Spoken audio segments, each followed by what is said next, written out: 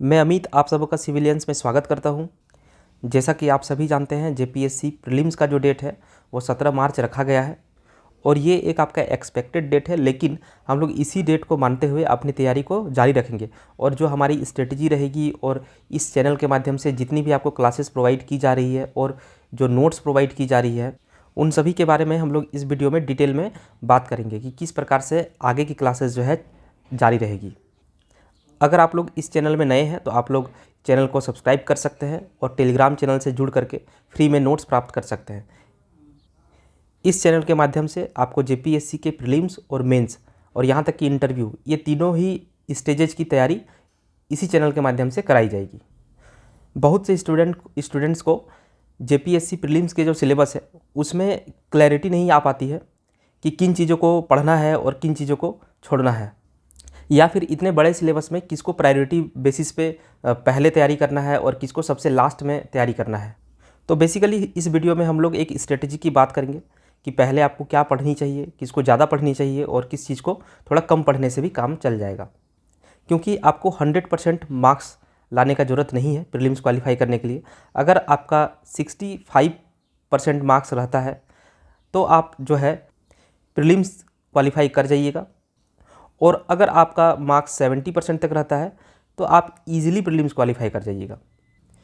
क्योंकि 6 जेपीएससी और 7 जेपीएससी में आप देख सकते हैं कि 6 जेपीएससी से कट ऑफ जो है 7 का थोड़ा सा हाई रहा, तो हम लोग अभी मान सकते हैं कि थोड़ा सा कट ऑफ जो है और भी हाई रहेगा, तो फिर भी ये 70% के आसपास का जो मार्क्स होगा आपका वो आपको प्रीलिम्स क्वालिफाई करवा देगा। तो कुल मिला के बात ये है कि 100% आपका स्कोर नहीं करना है। अगर आप 80% क्वेश्चन भी सही से अटैम्प्ट कर ले जाते हैं तो आपका 70 या फिर 67-68% मार्क्स आएगा और उतना में ही आपका प्रीलिम्स सिलेक्शन हो जाएगा। तो हम लोग बेसिकली यहाँ पे इन्हीं चीज़ों को देखेंगे कि ऐसा क्या किया जाए कि हम लोग 70% का मार्क्स जो है वो अचीव कर सके, और हमारी आगे की रणनीति क्या होगी उस पर भी डिस्कस करेंगे। अभी तक जितनी भी क्लासेस प्रोवाइड कराई जा रही है आप लोग को, आप लोग कमेंट सेक्शन पे या फिर टेलीग्राम पे या तो ग्रुप में या फिर पर्सनल मुझे मैसेज करके ये ज़रूर बताइए कि क्या कमियां है या फिर क्या अच्छा चल रहा है। अगर आपके गुड कमेंट्स आते हैं तो वो हमें मोटिवेट करती है, और अगर आपका कोई सुधार वाला कमेंट आता है तो उससे हम लोगों को एक मौका मिलता है खुद को बेहतर बनाने की। तो चलिए इन सभी फालतू बातों को बंद करते हैं और हम लोग अपने सिलेबस पे फोकस करते हैं। तो जैसा कि आप सभी जानते हैं कि यहाँ पे जेपीएससी प्रीलिम्स में आपका 2 पेपर होगा, पेपर 1 और पेपर 2। तो फर्स्ट शिफ्ट में 2 घंटे का समय आपको दिया जाएगा जिसमें आपको पेपर 1 का क्वेश्चन पूछा जाएगा, और सेकंड शिफ्ट में आपका उसमें भी आपका 2 घंटे का ही समय दिया जाएगा, 100 क्वेश्चंस रहेंगे, और पेपर 2 में आपका झारखंड जीके पूछा जाएगा। फर्स्ट शिफ्ट में आपका 2 घंटे का टाइम दिया जाएगा, फिर आपका 1 से 1.5 घंटे का ब्रेक रहेगा, और उसके बाद फिर सेकंड शिफ्ट का एग्ज़ाम होगा, उसमें आपका जनरल स्टडीज़ पेपर 2 से क्वेश्चन पूछा जाएगा। तो हम लोग देखते हैं यहाँ पे अगर पेपर 1 की बात करें तो कौन सा सेगमेंट का कहाँ से तैयारी करना है वो मैं आपको बता रहा हूँ। तो जैसे कि हिस्ट्री ऑफ इंडिया, अब हिस्ट्री ऑफ इंडिया को यहाँ पे 3 भाग में बांट दिया गया है, एंशिएंट इंडिया, मिडाइवल इंडिया और मॉडर्न इंडिया, मतलब प्राचीन भारत, मध्यकालीन भारत और आधुनिक भारत। तो इन सभी के लिए क्या करना है, एक आप लोग के मन में डाउट रहता है कि क्या घटना चक्र का क्वेश्चन बनाना चाहिए कि नहीं बनाना चाहिए। तो आज से अगर हम लोग काउंट करें तो आज के दिन को छोड़ दिया जाए, और 17 तारीख को जैसे एग्ज़ाम है 17 मार्च को, तो 17 मार्च और 16 मार्च को अगर छोड़ देते हैं तो हमारे पास बचता है, तो फरवरी में आपका 11 दिन शेष है आज के दिन को छोड़कर, और उधर मार्च में आपको 15 तारीख तक ही जोड़ते हैं, तो टोटल आपको 26 दिन आपके हाथ में है, और जो भी तैयारी करना है इसी 26 दिन में आपको करना होगा। और ऐसी स्थिति में अगर आपको बोल दिया जाए कि नहीं आप एंशिएंट इंडिया के लिए या फिर मॉडर्न इंडिया के लिए जैसे स्पेक्ट्रम पढ़ें, तो ये चीज़ अब संभव नहीं है। अगर आप पहले से तैयारी किए हुए हैं तब तो ठीक है, लेकिन अगर आपका तैयारी नहीं है उस लेवल का, आप स्टैंडर्ड बुक्स को नहीं पढ़े हैं, जैसे आप एनसीईआरटी नहीं पढ़े हैं, आर.एस. शर्मा, एम लक्ष्मीकांत, ये सभी बुक्स अगर नहीं पढ़े हैं तो अब आपके पास इतना समय नहीं है कि आप इन चीज़ों को पढ़ पाएंगे। तो यहाँ पे सिर्फ उन्हीं चीज़ों के बारे में हम डिस्कस करेंगे जो कि आपका 26 दिन में पॉसिबल है।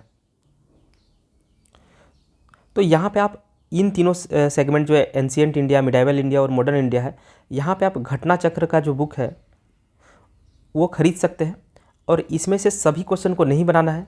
आप ये कोशिश करिएगा कि जो बीपीएससी के प्रीवियस ईयर में पूछा गया है और जो MPPCS के प्रीवियस ईयर में पूछा गया, बस इन दोनों को ही करना है आपको।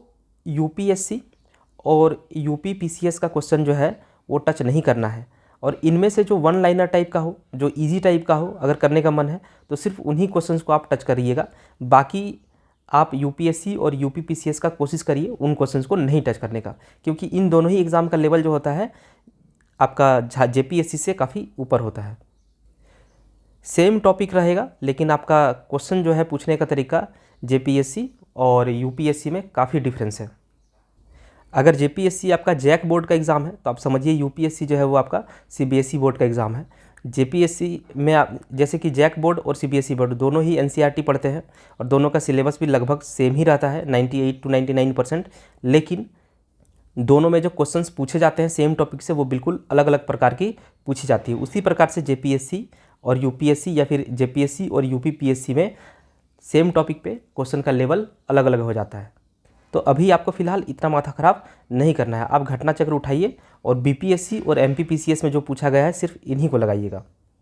और ज़्यादा से ज़्यादा UPSC और UPPSC का अगर टच भी करना है तो सिर्फ और सिर्फ वन लाइनर टाइप का फैक्ट टाइप का क्वेश्चन को टच करना है, क्योंकि JPSC के एग्ज़ाम में बहुत ज़्यादा डायनामिक क्वेश्चन आपका नहीं पूछता है। बहुत ज़्यादा क्या, आप मान के चलिए कि डायनामिक क्वेश्चन का संख्या बहुत कम होता है, और वैसे क्वेश्चन को अगर आप छोड़ भी देते हैं या फिर यहाँ पर नेगेटिव मार्किंग तो है नहीं, तो आप अगर अंदाजे भी टिक कर देते हैं तो भी आपका कोई खास नुकसान नहीं होने वाला। तो इन तीनों टॉपिक के लिए अगर कोई मान लीजिए पहले से आप लोग जैसे लूसेंट वगैरह पढ़ते होंगे, जैसे CGL का या फिर NTPC ये सब का तैयारी कर रहे होंगे बच्चे, तो वही पढ़े आप, और सिर्फ एक्स्ट्रा में क्या करिए, घटना चक्र का BPSC और MPPSC का क्वेश्चन को टिक करें। तो यहाँ पे आपका 15 क्वेश्चन है, 15 क्वेश्चन से आपका मान के चलिए कि 10 क्वेश्चन जो है ये सब करने से ही आपका हो जाएगा। हालाँकि मेंस में लूसेंट से तो कुछ होने वाला नहीं है, तो मेंस के दौरान हम लोग बात करेंगे और किस प्रकार से तैयारी करेंगे उसकी भी रणनीति आप लोग के साथ डिस्कस करेंगे। लेकिन अभी जो फ़िलहाल हम लोग डिस्कस कर रहे हैं वो आपका प्रीलिम्स को है। अब आता है ज्योग्राफी ऑफ इंडिया, मतलब भूगोल, भारत का भूगोल। तो भारत के भूगोल में कितना चीज़ पढ़ना है, तो आप विश्व का भूगोल जो पढ़ते हैं बस इस टॉपिक को छोड़ करके जितना भी आप ज्योग्राफी में बच गया सब का सब आपको पढ़ना है। और इसके लिए भी सेम रहेगी कि आप अगर कोई भी बुक अगर पढ़े, जैसे महेश वर्णमाल का ज्योग्राफी पढ़े या फिर महेश वर्णमाल का NCERT सार संग्रह पढ़े हैं, तो आप बस उसी को एक बार रिवाइज़ करिए, या फिर मेरे चैनल में जो नोट्स प्रोवाइड करवाई जा रही है सिर्फ उन्हीं को पढ़िए। अगर आप लूसेंट भी पढ़े हैं तो भी कोई बात नहीं, लेकिन आप नए चीज़ों को मत पढ़िए। जो आप पहले ही पढ़ चुके हैं वो ठीक है, और बस इसमें भी वही करना है कि आपको घटना चक्र उठाना है और BPSC और MPPSC का क्वेश्चन को टिक आउट करना है, और कोशिश करना है चीज़ों को याद करके रखें, क्योंकि JPSC के एग्ज़ाम में बहुत सारे फैक्ट्स पूछे जाते हैं। कुछ क्वेश्चन में थोड़ा बहुत आपको बदल करके पूछा जाएगा, तो वहाँ पे आपका प्रेजेंस ऑफ माइंड काम करना चाहिए, उसके आधार पे भी आप कुछ क्वेश्चन को बना ले जाएंगे। तो जियोग्राफी में आप वर्ल्ड जियोग्राफी को बिल्कुल भी मत पढ़िएगा। बाकी जो इंडिया का सेगमेंट में जितना भी चीज़ आता है लगभग आपको सभी चीज़ों को पढ़ना पड़ेगा। और अगर आप लोग लूसेंट या फिर महेश वर्णमाल का सार संग्रह या फिर कोई भी बुक जो आपका इंडिया जीके के लिए आता है, अगर आप लोग नहीं पढ़े तो कोई बात नहीं, चैनल में आप लोग को ये सब पढ़ाया भी जाएगा, और नोट्स जो है वो टेलीग्राम में उपलब्ध भी करा दिया जाएगा। आप लोग सिर्फ उसे भी पढ़ सकते हैं, लेकिन आपको एक्स्ट्रा में क्या करना है, तो एक्स्ट्रा में आपको खुद से घटना चक्र का BPSC MPPSC का क्वेश्चंस को बनाना है। एक बार पूरा सिलेबस को हम लोग थ्रो आउट करने के बाद हम लोग ये देखेंगे कि किन चीज़ों को अच्छे से करना है और किन चीज़ों को हम लोग प्रायोरिटी लिस्ट में बाद में रखेंगे। तो अब नेक्स्ट है आपका इंडियन पॉलिटी एंड गवर्नेंस। तो आपका कॉन्स्टिट्यूशन ऑफ इंडिया, इसका क्लास आपका स्टार्ट है। आपका इधर मॉडर्न इंडिया जो है इसका भी क्लासेस अभी दिया जा रहा है, नोट्स भी दिया जा रहा है। तो कॉन्स्टिट्यूशन ऑफ इंडिया पढ़ने के बाद यहाँ से आपका 4 क्वेश्चन है। तो मेनली इसमें क्या पढ़ना है, जो जितने भी आर्टिकल्स वगैरह हैं उन्हीं चीज़ों पे आपको फोकस बना के रखना है। इसकी क्लासेस आपको चल रही है, आप देख सकते हैं, और आप टेलीग्राम से जुड़ करके PDF भी प्राप्त कर सकते हैं। नेक्स्ट जो टॉपिक है ये आपका public administration and good governance, लोक प्रशासन और सुशासन। तो यहाँ से आपका 4 क्वेश्चंस पूछा जाएगा, और इसके लिए आपको बहुत डीप में पढ़ने की अभी आवश्यकता नहीं है, और ये टॉपिक भी आपका कॉन्स्टिट्यूशन ऑफ इंडिया मतलब भारत का संविधान खत्म होने के बाद इसी टॉपिक को हम लोग स्टार्ट करेंगे। फिर यहाँ पे है डिसेंट्रलाइजेशन, विकेंद्रीकरण, जिसमें पंचायत और म्यूनिसिपैलिटीज़ के बारे में पढ़ेंगे। तो ये आपका छोटा सा टॉपिक है जिसमें आपका इजी से 2 क्वेश्चन बन जाएगा, तो इसको भी हम लोग करेंगे। मतलब ये चीज़ आप लोग को यहीं से करवा दिया जाएगा और इसकी क्लासेस स्टार्ट है, आप लोग देख सकते हैं। अब यहाँ पे देखिए इकोनॉमिक एंड सस्टेनेबल डेवलपमेंट, जिसमें से आप लोग अगर वन डे एग्ज़ाम की तैयारी करते हैं तो basic features of Indian economy, मतलब इंडियन इकोनॉमी जो आप लोग पढ़ते आए हैं वहीं से आपका 4 क्वेश्चन आएगा। तो इसमें कुछ नया पढ़ने की आवश्यकता आपको नहीं है, जो पढ़े हैं वही काफ़ी है, लेकिन अलग से आपको ये 2 टॉपिक पढ़ना पड़ेगा, sustainable development and economic issues और and economic reforms and globalisation. मतलब यहाँ पर मेनली LPG की बात करी जाएगी, लिबरलाइजेशन, प्राइवेटाइजेशन और ग्लोबलाइजेशन 1991 वाला। तो इस चीज़ को यहाँ पे बहुत अच्छे से हम लोग को करना पड़ेगा। तो ये भी एक छोटा सा टॉपिक है जिसमें इजीली हम लोग को 2 मार्क्स कवर हो जाएंगे, 2 क्वेश्चंस कवर हो जाएंगे, मतलब 4 मार्क्स। साइंस एंड टेक्नोलॉजी की बात करें तो जनरल साइंस, जिसमें आपका फिजिक्स, केमिस्ट्री और बायोलॉजी ये तीनों आ जाता है, और ये तीनों आपको पढ़ना है, लेकिन मेंस में केमिस्ट्री आपको नहीं पढ़ना है। और अगर आप लोग अभी तक केमिस्ट्री नहीं पढ़े हैं तो फिर अगर आप देखिए यहाँ पे, जैसे फिजिक्स, केमिस्ट्री और बायोलॉजी तीनों मिला करके अगर 6 क्वेश्चन पूछा जाता है तो केमिस्ट्री से कितना पूछा जाएगा? अगर बहुत केमिस्ट्री से पूछने का मन भी हो तो मैक्सिमम 3 क्वेश्चन पूछा जाएगा, या फिर मान के चलिए एवरेज 2 क्वेश्चन पूछा जाएगा। लेकिन केमिस्ट्री अपने आप में भी काफ़ी बड़ा है, तो कोशिश करिए कि केमिस्ट्री को आप स्किप कर दें और उसके जगह पे फिजिक्स और बायोलॉजी को ठीक से पढ़ें, क्योंकि अभी आप पढ़ते हैं थोड़ा बहुत भी तो उसका फ़ायदा आपको मेंस में भी मिलेगा। यहाँ पे देखिए एग्रीकल्चर एंड टेक्नोलॉजी डेवलपमेंट, यहाँ पे आपका 6 क्वेश्चन आने वाला है। तो इस टॉपिक को करने के लिए एक वानी पब्लिकेशन की बुक आती है इसी नाम से, एग्रीकल्चर एंड टेक्नोलॉजी डेवलपमेंट, तो वहाँ से भी कर सकते हैं। और अगर नहीं मन है तो इस टॉपिक को हम लोग भी करवा देंगे चैनल में, और नोट्स भी प्रोवाइड कर देंगे। और इंफॉर्मेशन एंड कम्युनिकेशन टेक्नोलॉजी, तो जितने भी लोग JSSC CGL में अपीयर हुए थे सभी लोग कंप्यूटर पढ़े होंगे, तो बस उन्हीं को एक बार आप लोग रिवाइज़ कर लीजिएगा, वहीं से 3 क्वेश्चन में से 2 क्वेश्चन आपका बन जाएगा। मतलब इसमें आपको नया कुछ पढ़ने की आवश्यकता नहीं है। और हो सकता है इंफॉर्मेशन एंड कम्युनिकेशन टेक्नोलॉजी के लिए यहाँ पे कोई क्लास हो सकता है ना मिले आपको, तो JSSC CGL में जो आप पढ़ें बस वही पढ़ लीजिएगा, कंप्यूटर वाला सिलेबस, उससे आपका 3 में से 2 क्वेश्चन तो बन ही जाएगा। अब यहाँ पे है जनरल अवेयरनेस ऑफ इट्स। अब देखिए यहाँ पे है F नंबर सेक्शन में झारखंड स्पेसिफिक क्वेश्चंस। यहाँ पे आपका 10 क्वेश्चन, मतलब आप मान के चलिए झारखंड GK का है, जो कि पूछा जाएगा पेपर 1 में। और पेपर 2 में अगर आप देखेंगे तो पेपर 2 में फिर वहाँ पे भी आपका 100 क्वेश्चन पूछा जाएगा। तो टोटल झारखंड GK से आपका देखा जाए तो 110 क्वेश्चन पूछा जा रहा है। और अगर इंडिया वाले की बात करें या फिर मिसलेनियस की बात करें तो इंडिया GK और मिसलेनियस, इससे आपका 90 क्वेश्चन पूछा जाएगा। और ये सिलेबस इंडिया वाला काफ़ी बड़ा है, और किसके तुलना में? तो झारखंड GK के तुलना में। तो मेन प्रायोरिटी आपका यही रहेगा कि सबसे पहले 110 क्वेश्चंस की आपको तैयारी करनी है। अब देखते हैं हम लोग national and international current events. अब इसके लिए आपको क्या करनी चाहिए? National and international current events के लिए, जैसे कि अभी टाइम कम है तो ये टॉपिक भी आपको खुद से करना होगा, और ये बहुत इजीली आपको यूट्यूब में बहुत अच्छे अच्छे शिक्षक पढ़ाए हैं, जैसे कि आपका कुमार गौरव सर जो कि उत्कर्ष क्लासेस में पढ़ाते हैं, और कल्याणी मैम, इनके क्लासेस को आप देखेंगे तो आपका ये चीज़ जो है national and international current events easily आपका कवर हो जाएगा। मतलब जितने आपसे मैक्सिमम क्वेश्चन बन सकते हैं बन जाएंगे। मतलब इस टॉपिक में आप दूसरे के अपेक्षा बहुत पीछे नहीं रहेंगे। आप बस उन दोनों के, मतलब किन्हीं के भी, एक हो सकता है कल्याणी मैम का वीडियोस देखें, चाहे कुमार गौरव सर का, या फिर और भी कोई शिक्षक होंगे जो अच्छा पढ़ाते हैं तो उनके वीडियोस को आप लोग ज़रूर देखिए। आप 1 से 1.5 साल तक का करंट अफेयर को ज़रूर रिवाइज़ करेंगे। तो ये आपको खुद से करना होगा, ये चीज़ आपको खुद से करना होगा। और इन्फॉर्मेशन एंड कम्युनिकेशन टेक्नोलॉजी, ये भी आपको अभी खुद से करना होगा। तो ICT के लिए, मतलब इन्फॉर्मेशन एंड कम्युनिकेशन टेक्नोलॉजी के लिए आप लोग कंप्यूटर जो पढ़े हैं CGL के लिए बस वही पढ़िए। और national and international current affairs के लिए जो अभी हम बोले आपको, कल्याणी मैम और कुमार गौरव सर, उनका आप लोग वीडियोस देख सकते हैं। और शॉर्ट रिवीजन के लिए कोई भी मैगज़ीन आप लोग ले सकते हैं, जैसे प्रतियोगिता दर्पण वगैरह आता है। अब बात करते हैं यहाँ पे general questions of miscellaneous nature. तो यहाँ पे जैसे ह्यूमन राइट्स, मानवाधिकार, environmental protection, biodiversity, climate change, urbanisation, sports, तो ये सब टॉपिक जो है काफ़ी छोटा छोटा आपका टॉपिक है और यहाँ से आपका इजीली 15 क्वेश्चंस बन जाएगा। तो आप मॉडर्न हिस्ट्री में आप जितना पढ़ते हैं 5 क्वेश्चन के लिए, इसका आधा आपको पढ़ना है इस 15 क्वेश्चन के लिए। तो अगर आप बात करें कि पेपर 1 में सबसे ज़्यादा प्रायोरिटी वाला चीज़ क्या है, तो आपका ये है एच सेक्शन जो कि मिसलेनियस है, और इसका कंप्लीट नोट्स और कंप्लीट क्लास जो है आप लोग को हम यूट्यूब में प्रोवाइड करेंगे और टेलीग्राम में इसका नोट्स भी आप लोग को अवेलेबल करवाएंगे। तो इस टॉपिक को जहाँ पे ये 15 क्वेश्चन है, तो सबसे ज़्यादा आपको जो पढ़ना है वो एच सेक्शन पे कमांड करना है। एच सेक्शन के बाद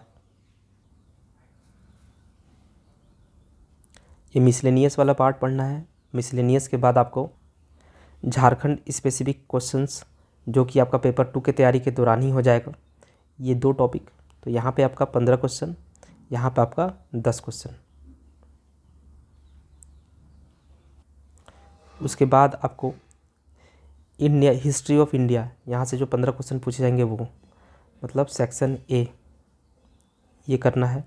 और सेक्शन ए मतलब हिस्ट्री ऑफ इंडिया में इसमें आपको बहुत नहीं घुसना है, सिर्फ ऊपर ऊपर पढ़ना है, और जो घटना चक्र है उसका आपको बीपीएससी और एमपीपीएससी का क्वेश्चंस को आपको लगाना है। तो पेपर 1 में ये आपका मोस्ट प्रायोरिटी वाला ये 3 सेक्शन है।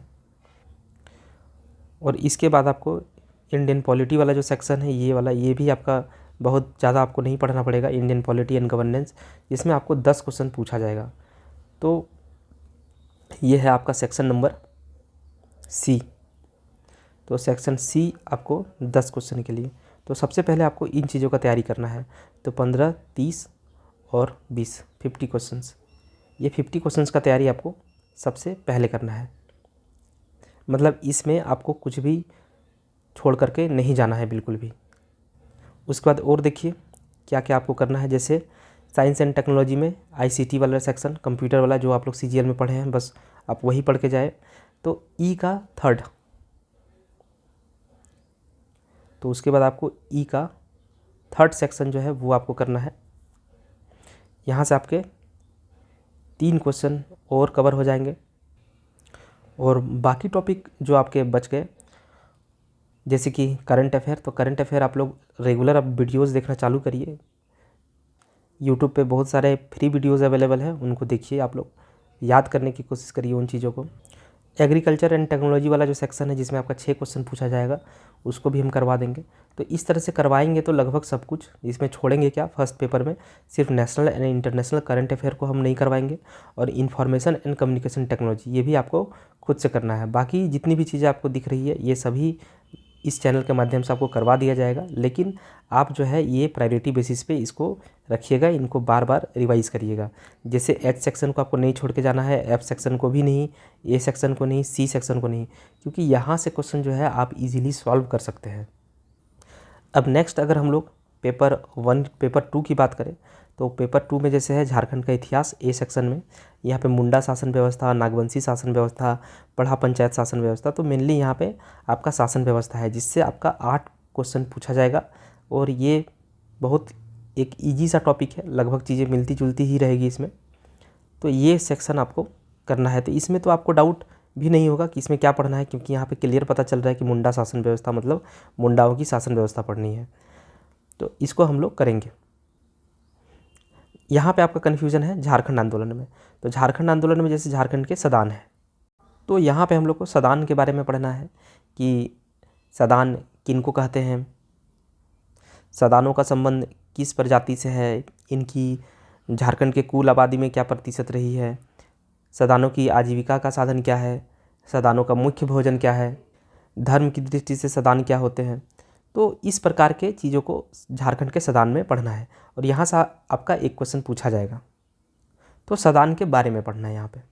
फिर आता है झारखंड के आदिवासी, तो यहाँ पे भी झारखंड के आदिवासियों की जो प्रजाति है, प्रजाति के दृष्टिकोण से किस में आते हैं, भाषा के दृष्टिकोण से किस में आते हैं, इनका अर्थव्यवस्था का साधन क्या है, मतलब आजीविका का साधन क्या है, इनमें संस्कार के लिए कौन सी प्रथा प्रचलित है, टोटम सुने होंगे, टोटम का संबंध किससे है, तो गोत्र से है। तो ये आदिवासी और सदान, ये जो 2 टॉपिक है, इसमें आपको बेसिक चीज़ों को पढ़ना है सदान के बारे में, बेसिक चीज़ों को पढ़ना है आदिवासी के बारे में। क्योंकि झारखंड में जो प्राचीन कालों से रहते आए हैं, एक तो आदिवासी हो गए, और जो इनके साथ और भी रहते आए हैं जो मूल निवासी हैं यहाँ के, वो सदान हो गए। तो 2 तरह के यहाँ पे लोग रहते हैं, आदिवासी और सदान। तो इनके बेसिक चीज़ों को पढ़ना होगा आपको। फिर आता है आपका झारखंड के स्वतंत्रता सेनानी। तो इस टॉपिक में आपको ऐसा लगता होगा कि इस स्वतंत्रता सेनानी वाले टॉपिक में आपको जो क्वेश्चन पूछा जाएगा वो हो सकता है कि भारत की आज़ादी के दौरान या फिर भारत की स्वतंत्रता के दौरान झारखंड से कौन कौन से लोग साथ दिए थे। तो वैसा नहीं है। यहाँ पे आपको, यहाँ पे जितने भी विद्रोह है, जैसे कि खरवार आंदोलन हो गए, जैसे कि बिरसा मुंडा आंदोलन हो गया, हूल विद्रोह मतलब संथाल विद्रोह, सफाहोड़ आंदोलन, तो इन सभी को आपको यहाँ पे पढ़ना होगा। अब सिर्फ यहाँ से ही नहीं, देखिए इसमें भी आपका ये टॉपिक जो है इंक्लूडेड है। जैसे झारखंड की विभूति में हम पढ़ेंगे तो बिरसा मुंडा जी को भी पढ़ेंगे, तो बिरसा मुंडा जी को पढ़ेंगे तो वो तो स्वतंत्रता सेनानी में भी पढ़ना होगा आपको, उनके आंदोलन को। तो ये सब इंटरलिंक्ड टॉपिक्स है। गंगा नारायण को पढ़ना होगा, तो गंगा नारायण आप पढ़ेंगे तो भूमिज विद्रोह भी पढ़ना होगा।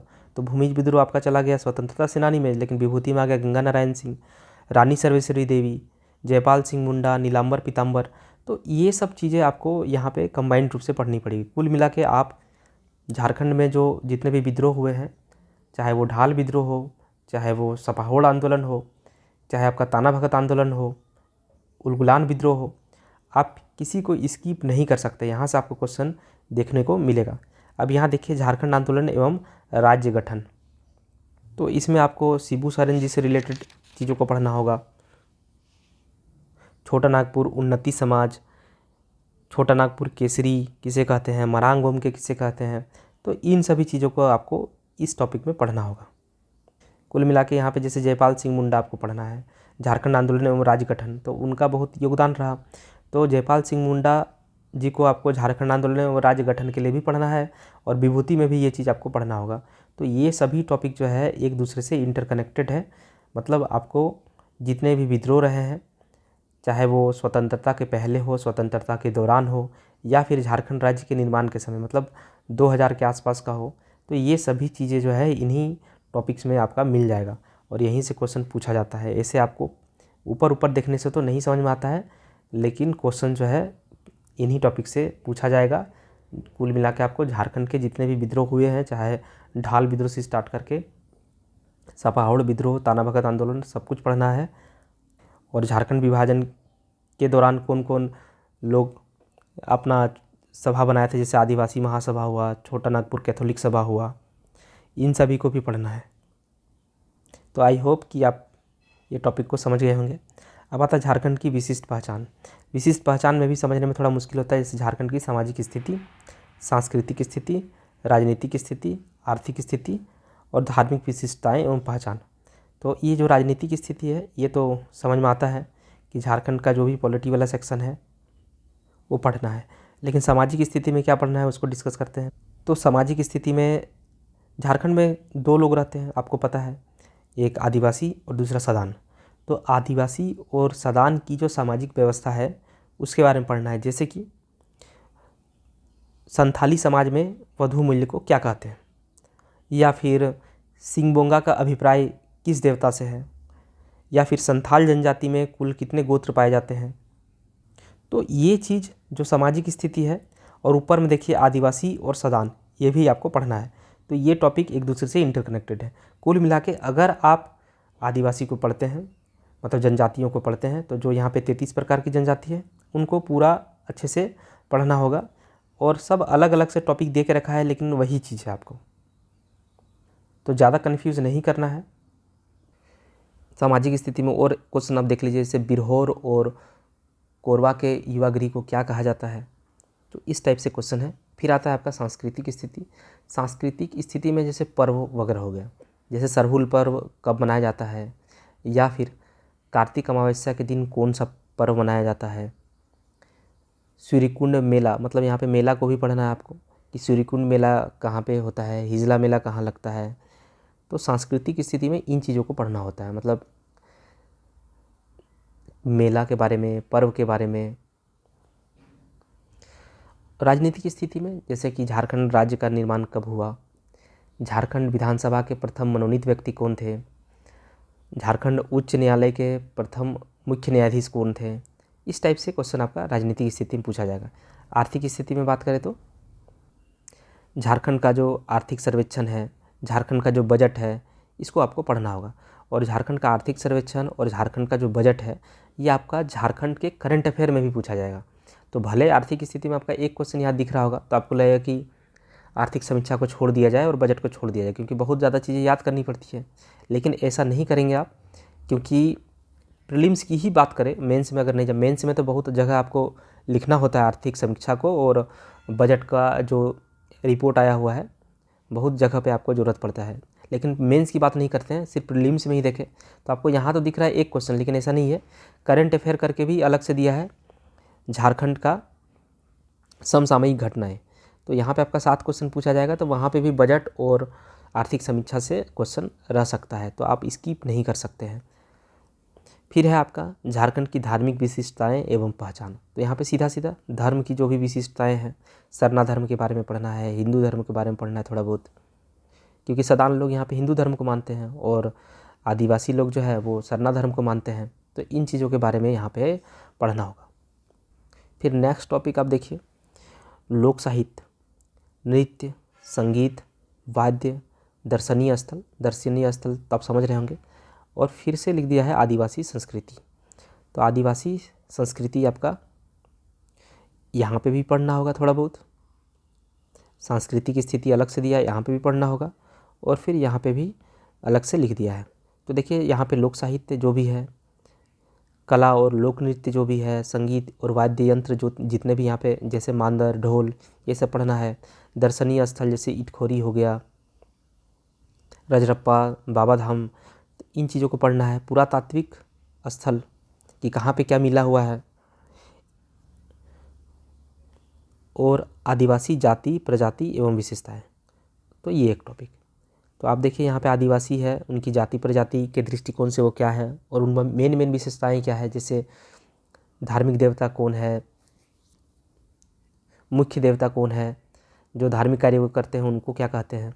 तो आप इतना ये सब टॉपिक से देख करके ये चीज़ तो समझ गए होंगे। जैसे ये डी सेक्शन को आप अगर सी सेक्शन को मिला दे और आप झारखंड के आंदोलन को मिला दे, तो यहाँ पे मेन आपको क्या पढ़ना है, झारखंड का आंदोलन भी पढ़ना है, जितने भी प्रकार के विद्रोह रहे हैं सभी को पढ़ना है, और जो 33 प्रकार के जनजाति है उन सभी की संस्कृति, सामाजिक स्थिति, उनकी राजनीतिक स्थिति, उनमें जो भी विशिष्ट प्रकार के लोग रहे हैं, जो फेमस रहे हैं, वर्ल्ड वाइड रहे हैं, या फिर भारत के लेवल पे रहे हैं, या फिर झारखंड लेवल से रहे हैं, उन सब को यहाँ पे पढ़ना होगा। तो कुल मिला के आप एक चीज़ याद रखिए, यहाँ पे जो जनजाति है उनको बहुत ही अच्छे से करना है, क्योंकि जनजाति के टॉपिक से डायरेक्ट इनडायरेक्ट रूप में आप देखें तो 10-20 क्वेश्चन आपके जनजाति से ही रहने वाले हैं, तो आप स्किप नहीं कर सकते।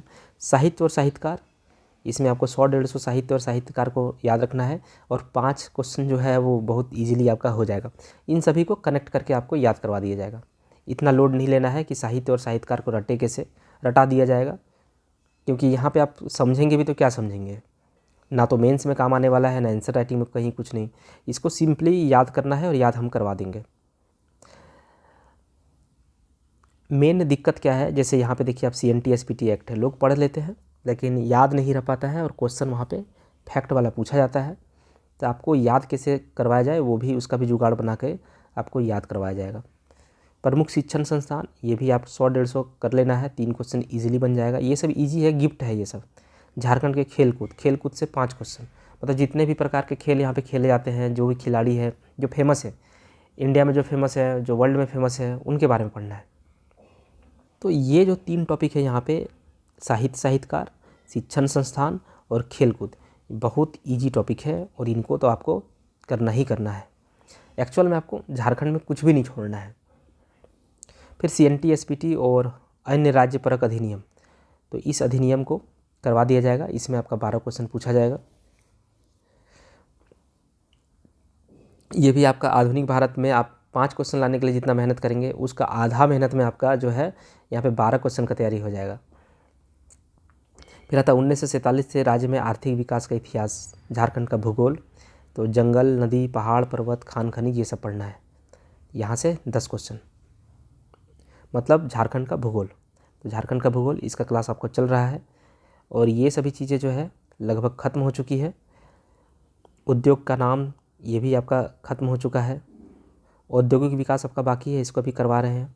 और औद्योगिक नीति, विस्थापन, पुनर्वास नीति एवं अन्य नीति, ये भी छोटा सा टॉपिक है जिसमें 6 क्वेश्चन आपका पूछा जाएगा।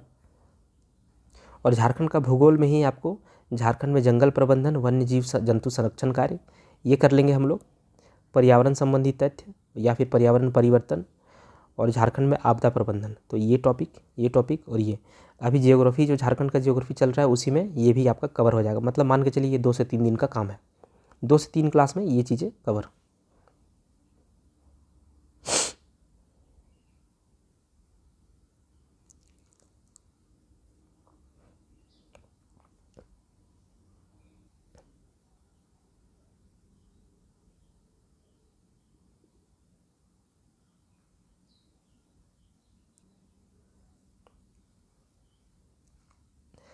तो यहाँ पे थोड़ा सा शायद आवाज़ में इशू था कि देखिए, अगर झारखंड की समसामयिक घटनाओं को करना है तो यहाँ पे आपका शिवांगन बुक जो है, शिवांगन से आप कर लीजिए।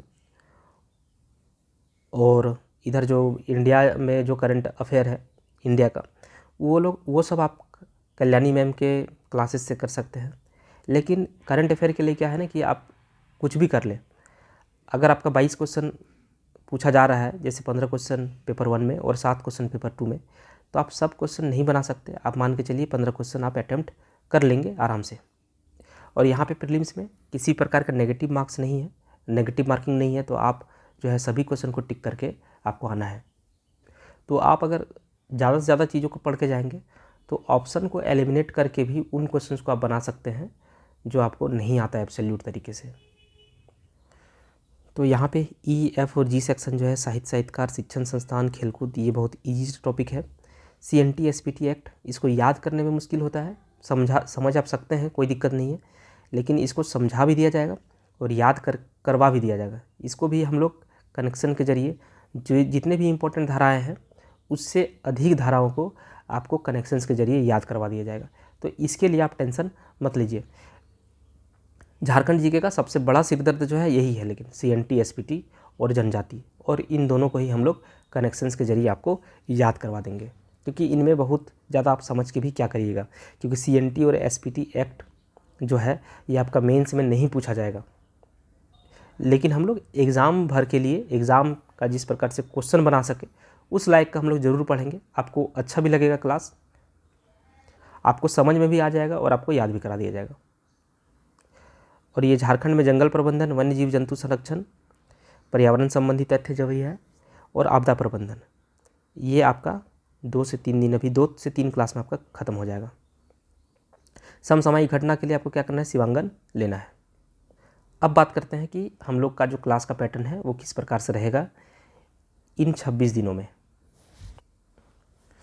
तो अभी आपका जिस तरह से क्लास चल रहा है चलता रहेगा, लेकिन 24 तारीख से आपका क्लास का ड्यूरेशन जो है वो आपका बढ़ जाएगा। अभी आपको 4 क्लासेस पर डे मिल रही होगी और इसका PDF भी आपको टेलीग्राम में शेयर किया जा रहा है। झारखंड का जो इकोनॉमिक्स वाला पोर्शन था उसको ख़त्म कर लिया गया है और अब हम लोग इंडिया का पॉलिटी एंड पब्लिक एडमिनिस्ट्रेशन और गुड गवर्नेंस, ये टॉपिक भी आपका स्टार्ट है। तो ये भी आपका 10 क्लास में ख़त्म हो जाएगा। इधर हम लोग झारखंड हिस्ट्री पढ़ रहे हैं, एक क्लास झारखंड हिस्ट्री का भी रोज़ अपलोड किया जा रहा है। झारखंड हिस्ट्री ख़त्म होने के बाद आपका जनजाति वाला टॉपिक यहाँ पे स्टार्ट होगा और ये आपका कंटिन्यूसली 26 दिन तक चलता रहेगा। एक क्लास आपका इंडियन हिस्ट्री पे चल रहा है जिसमें हम लोग अभी मॉडर्न वाला पोर्शन कर रहे हैं। मॉडर्न के बाद आपको प्राचीन और फिर मध्यकालीन भारत, ये भी आपको जल्दी से करवा दिया जाएगा। मतलब मान के चलिए कि 4 से 5 क्लास में आपका मॉडर्न ख़त्म हो जाएगा और उसके बाद आपका मैक्सिमम 15 क्लास में प्राचीन और मध्यकालीन भारत को ख़त्म कर लिया जाएगा। और क्वेश्चन प्रैक्टिस के लिए आप लोग क्या करेंगे, तो घटना चक्र का किताब खरीद के जो भी बीपीएससी और एमपीपीसीएस में पूछा गया है उन्हीं क्वेश्चन को बनाइएगा, plus 6th JPSC, 7th JPSC और बैकलॉग, ये एग्ज़ाम में जो पूछे गए हैं क्वेश्चन जेपीएससी का, वो सब आप लोग को करना है, मतलब देख लीजिएगा एक बार बस। और आपका अभी झारखंड ज्योग्राफी चल रहा है, इसकी भी क्लासेस रोज़ आ रही है, झारखंड ज्योग्राफी। और झारखंड ज्योग्राफी ख़त्म होने के बाद इसी में आपका इंडियन ज्योग्राफी भी चलेगा। बहुत जल्द आपका शासन व्यवस्था,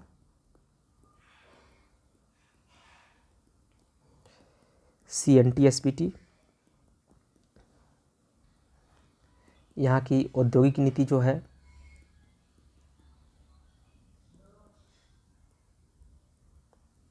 इन सभी को भी हम करवाएंगे। तो ऐसा टेंशन मत लीजिए कि ये चीज़ें जो है कवर नहीं हो पाएगी, आपका सब कुछ कवर करा दिया जाएगा with in the time limit. और ये सभी हम लोग 29 फरवरी तक कंटिन्यूसली करेंगे।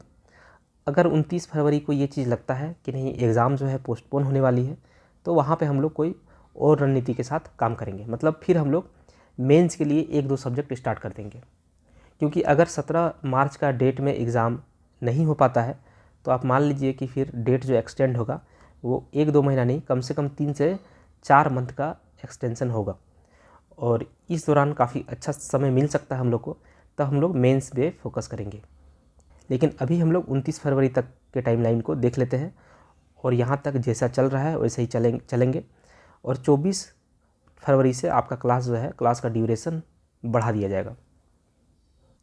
और आप क्या कर सकते हैं खुद से, तो आपका DSP की पाठशाला करके क्वेश्चन बैंक आता है इनका, तो वो क्वेश्चन बैंक झारखंड से रिलेटेड जितने भी क्वेश्चन एग्ज़ाम हुए हैं उसमें झारखंड जीके से रिलेटेड या फिर इंडिया जीके से रिलेटेड जितने भी क्वेश्चन पूछे गए हैं वो आपका दिया हुआ एक बुक में, तो आप लोग उस बुक को परचेज करके पढ़ सकते हैं। तो यहाँ से आपका क्वेश्चन बैंक हो जाएगा, घटना चक्र से भी आपका क्वेश्चन बैंक हो जाएगा, क्वेश्चन बैंक का तैयारी। और 1 लाइनर स्टोरी बोलिए या फिर आप कनेक्शंस बोलिए, ये मेरे वीडियोज़ के माध्यम से आपको मिलेगा। झारखंड जीके के लिए आपको अगर खुद से पढ़ना है तो आप उड़ान का सार संग्रह लेके पढ़ सकते हैं, और मनीष रंजन का आप MCQ लगा सकते हैं। इससे ज़्यादा आपके पास ना तो टाइम है और ना ही इससे ज़्यादा आपको कुछ करने की आवश्यकता है। इन्हीं चीज़ों को आप बार बार से करते चले जाइए, क्योंकि ज़्यादा पढ़ लेने से आप ज़्यादा परफॉर्म नहीं कर सकते। आप जितनी भी एक बेसिक चीज़ होती है, एक मिनिमम से मिनिमम कितना पढ़नी चाहिए, तो वो मैं बताया हूँ आपको। तो मिनिमम से मिनिमम चीज़ों को आप पढ़िए और इस प्रकार से पढ़िए कि चीज़ें समझ में भी होनी चाहिए, चीज़ें याद भी होनी चाहिए और एग्ज़ाम में आप परफॉर्म भी कर सकें। ऐसा नहीं है कि आप अननेसेसरी बहुत सी चीज़ें पढ़ लिए लेकिन आप रिवाइज़ भी नहीं कर पाए, याद भी नहीं कर पाए और एग्ज़ाम में आप परफॉर्म भी नहीं कर पाए, तो वैसे पढ़ के कोई फ़ायदा नहीं है। ऐसा पढ़िए कि आप जिससे एग्ज़ाम में परफॉर्म कर सकें। और एक चीज़ कि कितना घंटा आपको पढ़ना चाहिए, तो आप एक चीज़ याद रखिएगा, किन्हीं किन्हीं का नींद जो है 6 घंटा में कंप्लीट होता है, किन्हीं का नींद जो है 7 घंटा में और किन्हीं का नींद जो है 8 घंटा में। तो नींद के साथ आप कंप्रोमाइज़ बिल्कुल भी मत करिए, क्योंकि अगर आप नींद के साथ कंप्रोमाइज़ करेंगे तो आपका एफिशिएंसी डाउन कर जाएगा, आप ना तो ढंग से याद कर पाएंगे ना ही आपको पढ़ने में उतना मज़ा आएगा। तो प्रॉपर नींद जो है वो आपको लेना है। हाँ, ये अलग बात है कि एग्ज़ाम से 5 दिन 6 दिन पहले आप अगर कम भी सोते थे चलेगा, लेकिन ये आप रेगुलर बेसिस पे ना करें, क्योंकि आजकल जो है कम सोने को और ज़्यादा पढ़ने को ज़्यादा ग्लोरीफाई किया जा रहा है। आप देखेंगे बहुत सारे यूट्यूब वीडियो में कि 4 घंटे ही सोता था। आप वो गलती ना करें। आपका नींद अगर 4 घंटा में पूरा हो जा रहा है तब तो ठीक है, लेकिन अगर आपका नींद 6 से 7 घंटा या 8 घंटा तक में पूरा होता है तो आप उतना नींद ज़रूर लीजिए कम से कम, और खाना भी ठीक ठाक से आप खाइए, और जो बचा हुआ समय है उसको आप पढ़ने में दे दीजिए। और एक डाउट है टेस्ट सीरीज, तो आप टेस्ट सीरीज मत लगाइए, मेरा तो यही बोलना है, क्योंकि झारखंड में जेपीएससी का जो एग्ज़ाम है इसमें ना तो आपका बहुत डायनेमिक क्वेश्चन आता है और ना ही यहाँ पे इस प्रकार का कोचिंग इंस्टीट्यूट स्टेबल्ड है कि आपको कोई रिलेवेंट क्वेश्चन प्रोवाइड किया जा सकता है। तो आप इन भ्रम में ना रहें कि टेस्ट सीरीज से आपका बहुत अच्छा तैयारी हो जाएगा। यहाँ पे उस प्रकार का टेस्ट सीरीज आपको अवेलेबल है ही नहीं, तो आप लगा के झूठ मूठ का परेशान रहिएगा। कभी नंबर ज़्यादा आएगा तो आप परेशान हो जाइएगा, कभी नंबर बहुत ज़्यादा आया तो आप बहुत एक्साइटेड हो गए, बहुत कम आया तो परेशान हो गए। तो ये सब फेरा में नहीं फंसना है। यहाँ का टेस्ट सीरीज जो है ज़्यादा आपको यूज़फुल नहीं है। हाँ, यूपीएससी के लिए अगर बात करें तो यूपीएससी के लिए आपको 10 से 15 टेस्ट सीरीज ज़रूर लगाना चाहिए, क्योंकि वहाँ पे क्वेश्चन जो है डायनामिक पूछा जाता है। लेकिन जेपीएससी में डायनामिक कितना 10% क्वेश्चन पूछा जाएगा। आप छोड़ के भी आ जाइएगा 10% क्वेश्चन तो भी आपका सिलेक्शन होगा प्रीलिम्स में। तो टेस्ट सीरीज के नाम पे ज़्यादा हाई तौबा नहीं मचाना है। तो आपको जेपीएससी के लिए बस इतना करना है कि आपको जितने भी वीडियोस मेरे चैनल में अवेलेबल हो रहे हैं वो सभी आपको करने हैं, पीडीएफ्स पढ़ने हैं, प्लस घटना चक्र का एमसीक्यूज़ लगाना है। लेकिन कौन सा वाला, जो सिर्फ बीपीएससी और एमपीपीएससी में पूछा गया है, सिर्फ वही। और यूपीएससी और यूपीपीसीएस में जो पूछा गया है उसका सिर्फ फैक्ट वाला क्वेश्चन ही याद करिएगा, ज़्यादा परेशान होने की ज़रूरत नहीं है, उसको आप नहीं भी कर सकते हैं। झारखंड के लिए उड़ान का जो सार संग्रह है उसको आप पढ़ सकते हैं अलग समय में, लेकिन कम से कम ये चीज़ आप करने के बाद सार संग्रह कर लीजिए। डीएसपी की पाठशाला, इनका जो क्वेश्चन बैंक आता है, प्रीवियस ईयर क्वेश्चन बैंक, वो कर लीजिए।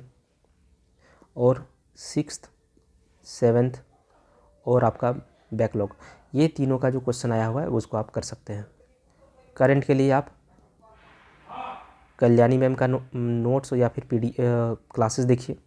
और झारखंड के लिए शिवांगन। पहले आप इतना चीज़ों को कवर करिए, और अगर फिर टाइम बचता है तो ही आप कुछ दूसरा कुछ करिए, वरना नहीं।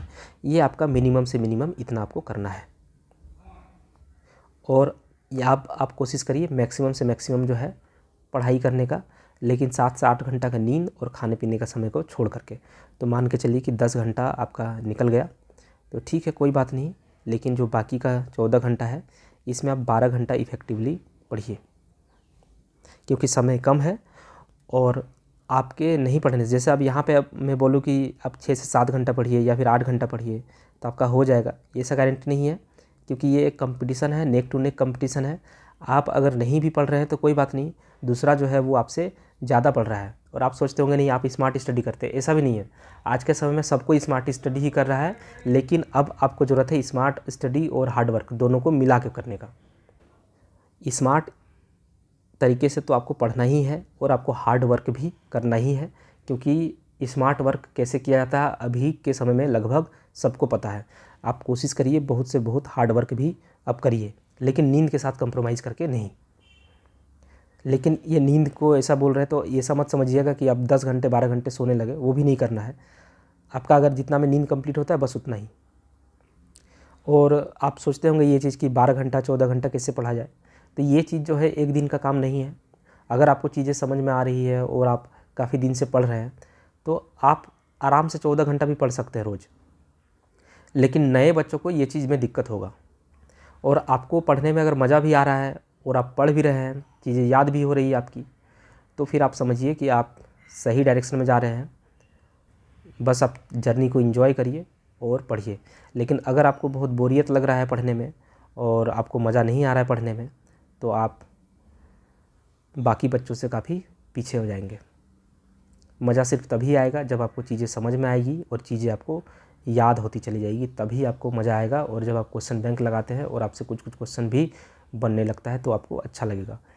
तो मेरे वीडियोस के माध्यम से आपको चीज़ें समझाई भी जा रही होगी और चीज़ें याद भी कराई जाती है, तो ऑटोमेटिक उसके बाद आपको इंटरेस्ट भी बनेगा और फिर आप ज़्यादा से ज़्यादा समय जो है पढ़ने में दे पाएंगे। तो चलिए मिलते हैं नेक्स्ट वीडियो में। कोशिश करते हैं कि शासन व्यवस्था का जो टॉपिक है, जिसमें आपका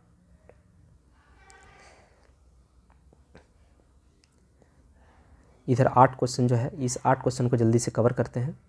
तो मान के चलिए 2 से 3-4 दिन में ये टॉपिक हम कवर करवाते हैं आपको। फिर CNT SPT को भी पढ़ेंगे। तो इसी प्रकार से हम लोग कवर कर लेंगे, आप लोग ज़्यादा टेंशन मत लीजिएगा। और हो सके तो टेलीग्राम के लिंक को ज़्यादा से ज़्यादा शेयर कर दीजिए, ज़्यादा से ज़्यादा लोग जुड़ेंगे तो मुझे भी अच्छा लगेगा। और कोशिश करिए कि यूट्यूब के लिंक को भी इधर उधर शेयर करने का। तो चलिए मिलते हैं नेक्स्ट वीडियो में, तब तक के लिए धन्यवाद।